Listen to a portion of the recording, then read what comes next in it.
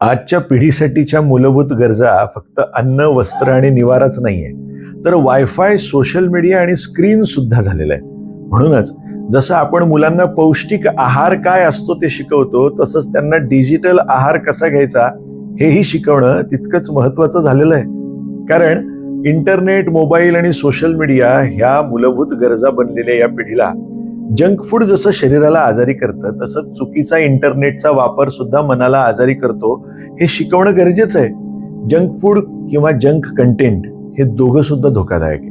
Junk फूडमध्ये किंवा junk कंटेंटमुळे लठ्ठपणा वाढणारे, स्क्रीन ॲडिक्शन वाढणारे, पचन बिघडणारे आणि एकाग्रता सुद्धा कमी होणारे, मधुमेहासारख्या आजारांचा धोका उद्भवणारे, चिडचिड वाढणारे, नैराश्य वाढणारे, ऊर्जा कमी होणारे, आत्मविश्वास कमी होणारे.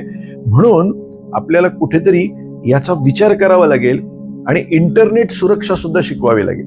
का शिकवायला लागेल? कशी शिकवावी लागेल? कोणाशी बोलायचं, कोणाशी नाही बोलायचं, काय पाहायचं, काय नाही पाहायचं, काय शेअर करायचं, काय शेअर नाही करायचं, कुठे क्लिक करायचं, कुठे क्लिक नाही करायचं, कोणावर विश्वास ठेवायचा आणि कोणावर नाही ठेवायचा, हे सांगावं लागेल.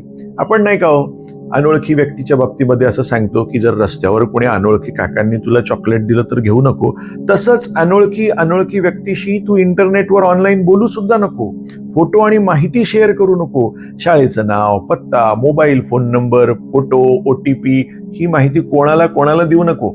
स्क्रीनचा वेळ सुद्धा मर्यादित ठेवायला शिका. वयानुसार स्क्रीनची वेळ 2 ते 8 वर्षांपर्यंत तर नाहीच पाहिजा. 8 ते 12 वर्ष एखादा तास पाहिला तर पाहिला. 13 ते 16 वर्ष फार तर 2 तास, तेही सलग नाही. सगळ्या पालकांनी मैत्रीपूर्ण राहायला शिकलं पाहिजे. मुलांनी घाबरून, लपवून काही ठेवू नये. याच्यासाठी त्यांचा राग न करता आधी ऐकून घ्या, लगेच रिॲक्शन देऊ नका. विश्वासाचं नातं तयार करा. चूक झाली तर समजावून सांगा. जसं सगळं खाणं शरीरासाठी चांगलं नसतं, तसं सगळं पाहणं सुद्धा मनासाठी चांगलं नसतं.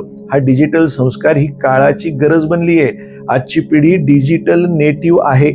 आपण पालक म्हणून आणि शिक्षक म्हणून त्यांना digitally smart, digitally safe, digitally responsible बनवायला नको का? म्हणून आजच्या काळामध्ये पोषण, संरक्षण आणि डिजिटल सुरक्षा म्हणजेच निरोगी पिढी. जसं आपण लसीकरण करतो ना, तसं डिजिटल इम्युनायझेशन किंवा सजगता देणं सुद्धा तितकंच गरजेचं झालेलं आहे.